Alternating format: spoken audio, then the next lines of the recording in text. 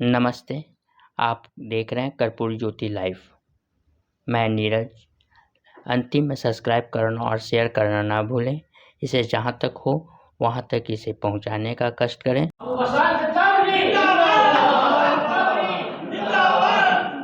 Professor Rambali जी, किशोरी जी, सत्येंद्र बाबू, हमारे वकील मित्र उस्मान साहब, अरुण बाबू, चौधरी साहब, महेंद्र भारती जी,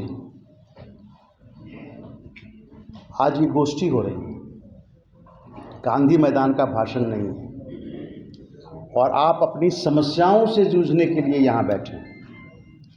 फिलहाल तो ये आरक्षण बचाओ किशोरी जी चला रहे हैं। आरक्षण तो बच गया, हम लोग के ही प्रयास से बचा है।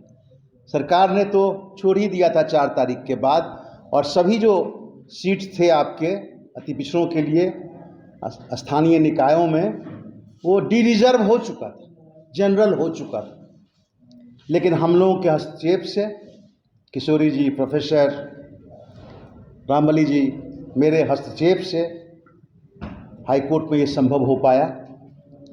और हमारे हस्तक्षेप के बाद ही नीतीश की सरकार ने भी पुनर्याचिका दायर की थी, क्योंकि वो डर गए थे कि कोई ये बाहरी आदमी आके अगर दिला देगा तो उनका गद्दी हिल जाएगा। खैर, आपके आरक्षण को बहुत दिनों से ग्रहण लगा हुआ है। एनेक्सर 1 जो है आपका, उसको ग्रहण तो बहुत दिनों से लगा हुआ है। वो तो धर्मशाला बना दिया गया है वोट के लिए। एनेक्सर 2 का तो कम इस्तेमाल होता है, लेकिन एनेक्सर 1 का इस्तेमाल बहुत ही बेजे ढंग से, खास करके नीतीश सरकार में सर्वाधिक हुआ है। लालू जी के सरकार में भी हुआ, लेकिन नीतीश जी के सरकार में सर्वाधिक हुआ है। जबकि नीतीश जी को सत्ता में लाने में आप लोगों का सबसे ज़्यादा हाथ रहा है। 2005 का चुनाव सब लोग जानते हैं, कैसे पलटा, कैसे भारी हो गया उनका पलड़ा, ये सब लोग जानते हैं। अगर आप लोग आगे बढ़ के उनकी मदद नहीं करते, उनके पक्ष में वोट नहीं करते, तो शायद वो आज मुख्यमंत्री नहीं हो पाते। लेकिन सर्वाधिक खेल उन्होंने इस वर्ग के साथ किया, सर्वाधिक। चाहे घर के लिए ज़मीन देने की बात हो, ठीक है, उसमें हमारे दलित साथी भी आते हैं, अनुसूचित जातियां भी आती हैं, उनके साथ धोखाधड़ी, ज़मीन के मामले में धोखाधड़ी, नौकरी में भ्रष्टाचार, कैसे आयोग नौकरी बांटता है ये सब आपको मालूम है, कैसे नौकरी बेचा जाता है, सब साथी जानते हैं इन सारी बातों को। मैं भाषण देने के अलावे मैं आपसे ये आग्रह करूंगा कि अपनी कमजोरी हम लोगों को पहले देखनी चाहिए। जब तक आपके अंदर कमजोरी रहेगी तब तक आप जो भी बात बोल रहे हैं वो प्राप्त नहीं हो सकता है।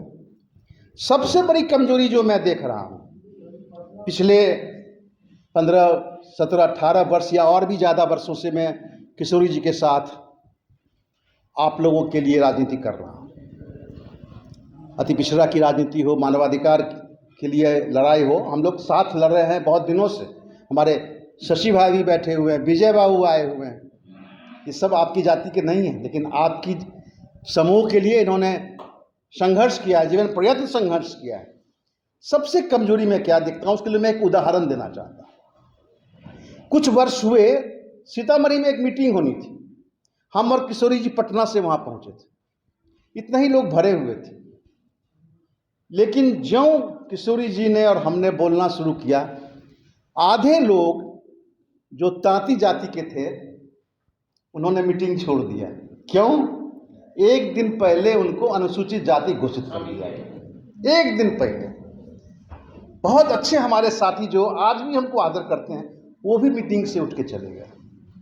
आज अति पिछड़ों में सबसे बड़ा आंदोलन क्या है? धानुक को जनजाति बना दिया जाए, नोनिया को अनुसूचित जाति बना दिया जाए, सभी लोहार को जनजाति बना दिया जाए। आप जनजाति, अनुसूचित जाति का हक मांगे, मैं आपके पीछे खड़ा हूँ। 1-2 दिन पहले हमारे यहाँ नोनिया, बिलदार और बिंद जाति के लोग आए हुए थे।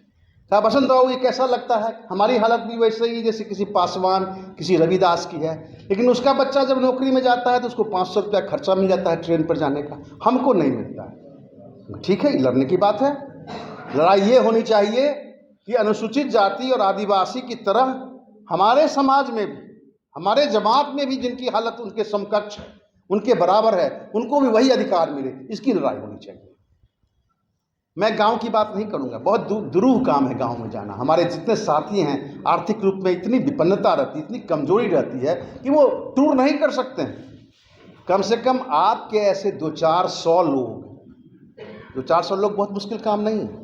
200-400 अति पिछड़ी जातियों के जमात के लोग अगर एक साथ होके ये निर्णय ले लेते हैं कि चाहे तो हमारे जमात में जो हमारे प्रतिनिधि बनने लायक हैं उनको टिकट दो, नहीं तो हम अपना टिकट अपने लोगों को खुद खड़ा करें। और तब देखिए कैसे राजनीति परिवर्तन होता है। राजनीति चतुराई की चीज़ है और गोलबंदी की भी चीज़ है। चतुराई और गोलबंदी जब साथ साथ होंगे तो आपको सफलता मिलेगी। और इसके लिए आवश्यक है कि गांव घूमना शुरू कीजिए, उसके पहले आप कम से कम 200-300 लोग एक मत के हो जाइए और ये मांग कीजिए कि हम लोग जातिगत नेतृत्व की बात नहीं करेंगे। धानुक मुख्यमंत्री हो, आज मुकेश सहनी कहते हैं कि मल्लाह मुख्यमंत्री हो, किशोरी जी कहेंगे तांती मुख्यमंत्री हो, तब कभी आप मजबूत नहीं हो सकते, क्योंकि आप में से किसी की संख्या 5% से ऊपर या 5% से ऊपर नहीं है। आप 94 जातियां मिलते हैं तब आप मुस्लिम अति पिछड़ों के साथ मिलते हैं, तब आप बहुसंख्यक हो जाते हैं, मजबूत हो जाते हैं। कहाँ लोग 15%, 5%, 4% हैं, आप अगर सचमुच 35% या 40% हो जाते हैं तब आपको कोई रोक नहीं सकता है।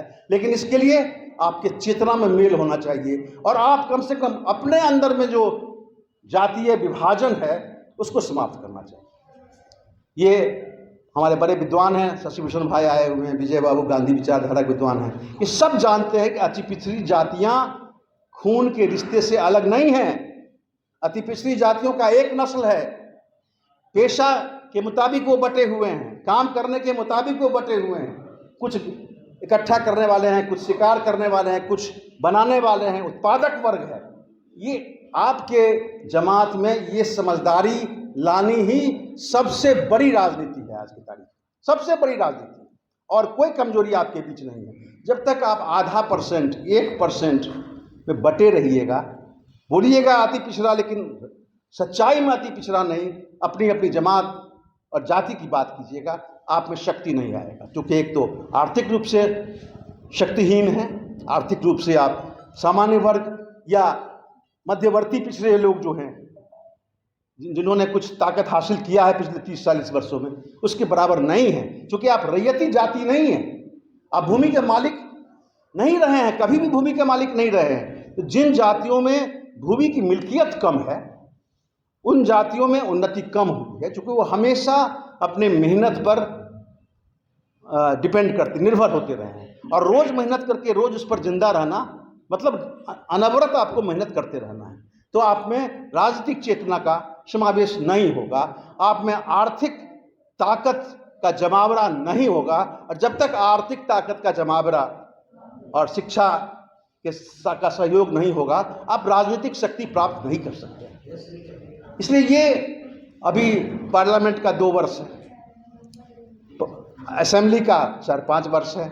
आपको राजनीतिक होना पड़ेगा, केवल आरक्षण की बात बोलने से काम नहीं चलेगा, आपको भी कोलैबोरेट करना पड़ेगा। और जातियां भी कोलैबोरेट करती हैं दूसरे जातियों के साथ, आपको भी कोलैबोरेशन तैयार करना पड़ेगा, आपको राजनीति खेलनी पड़ेगी और एक बड़ी जमात को गोलबंद करना पड़ेगा। 1 लाख 5 लाख नहीं, कम से कम 1000 लोग एक दिन, जिसमें 94 जाति के लोग रहे हैं, वो 112 तो अब हो गई हैं, 94 और बाकी जो मिलाए गए हैं जिसमें कुछ गलत मिलावट भी हुआ है, उनकी ताकत जिस दिन आप दिखलाइएगा और एक राजनीतिक मैनिफेस्टो लेके निकलिएगा, एक दिशा लेके निकलिएगा, देखिए क्या रंग बदल जाता है पूरे हिंदुस्तान के राजनीति। और जाते जाते मैं अंतिम एक बात कह देना चाहता हूं, हिंदू और मुस्लिम अति पिछड़े, बिना मुस्लिम के आप 40% नहीं हो पाएंगे और बिना हिंदू अति पिछड़ा के मुसलमान भी 40% नहीं हो पाएंगे। वो घट के 14% आ जाएंगे, आप भी घट के 20% आ जाइएगा। 40% आबादी अति पिछड़ों में मुसलमानों की है, शायद ये मालूम होगा। 40%। 60 में हिंदू अति पिछड़े हैं, 40 मुस्लिम अति पिछड़े हैं। सारे अति पिछड़ा ये प्रतिज्ञा ले लें कि हम हिंदू राष्ट्र की बात नहीं करेंगे। ठीक है, भगवान पूजा करेंगे, हिंदू राष्ट्र की बात नहीं करेंगे।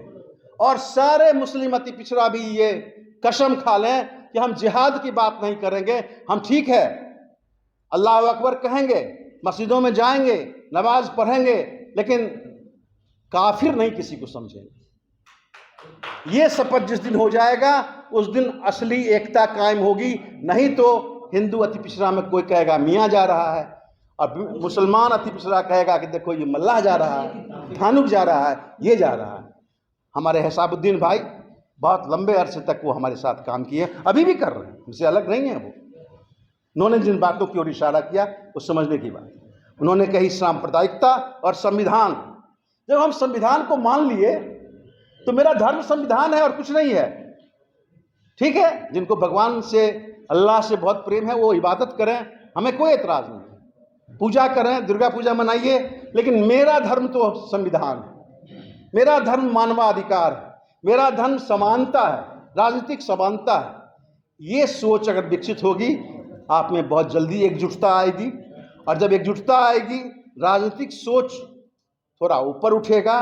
देखिएगा कैसे आपको हठात वो सुविधाएं मिलने लगेंगी, वो राजनीतिक अधिकार प्राप्त हो जाएंगे, वो आर्थिक अधिकार प्राप्त हो जाएंगे। अभी जो लड़ाई चल रही है सब आपका तो ये बच गया है आरक्षण, अभी तो बचा हुआ है। चुनाव होगा तो बिना आरक्षण के नहीं होगा, जबकि हाईकोर्ट ने कह दिया था पहले कि अब डी रिजर्व करके चुनाव कराओ, वो रुक गया है। अब जो लेट हो, लेकिन फिर तो राजनीति शुरू हो गई, आप ही के लोगों को फोड़ लिया गया है। हाईकोर्ट ने कहा कि डेडिकेटेड आयोग होना चाहिए। डेडिकेटेड मतलब इस काम के लिए चुना हुआ आयोग। काम क्या है? अति पिछड़ी जातियों की हैसियत जाननी थी, राजनीतिक हैसियत, आर्थिक और सामाजिक नहीं, राजनीतिक हैसियत। राजनीतिक हैसियत किन जातियों की क्या है? किशोरी जी ने एक स्मारक पत्र, आप लोगों ने देखा होगा, कई लोगों ने दे दिया आज से शायद 10-15 दिन पहले। लेकिन हो क्या रहा है?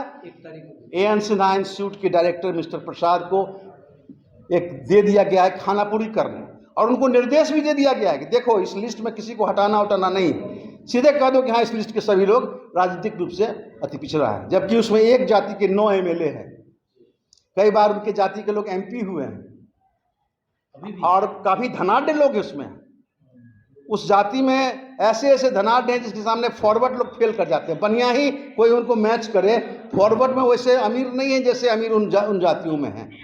तो ये जो आरक्षण की जो राजनीति हो रही है, आरक्षण तो विकास के लिए दिया गया था, प्रतिनिधित्व के लिए, कि आपका प्रतिनिधित्व सरकार में हो, आपका प्रतिनिधित्व विधायिका में हो।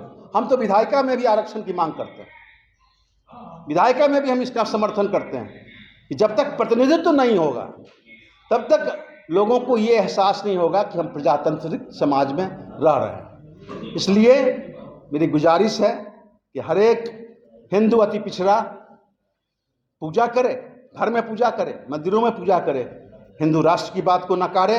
और हर एक हमारा मुस्लिम दोस्त भी जिहादियों से टक्कर ले। हम एक दूसरे को काफिर नहीं कहें। हर एक देश में हर एक धर्म अलग रूप में होता है। इंडोनेशिया चले जाइए, वहाँ इस्लाम का अलग रूप है, वहाँ मुसलमानों का नाम सीता और राम से जुड़ा होता है। तो अगर ये बात बनेगी तो हिंदुस्तान की नई राजनीति जमीन से ऊपर उठेगी, जमीन से ऊपर उठेगी। इसमें हम आप सबों का सहयोग मांगते हैं, और आपके हर एक संघर्ष में हम आपके साथ हैं, इसका मैं आपको भरोसा देता हूं। मैं आपको सहयोग करने से कभी पीछे नहीं हटूंगा, कभी कमजोरी नहीं व्यक्त करूंगा। आपने मुझे बोलने का मौका दिया। रामबली भाई किशोरी जी को बहुत बहुत धन्यवाद कि हम आपसे बातचीत कर पाए। मुझे घर जाना है, इसलिए आपसे और आपके पंचायत नेताओं से मैं छुट्टी लेता हूं। बहुत बहुत धन्यवाद।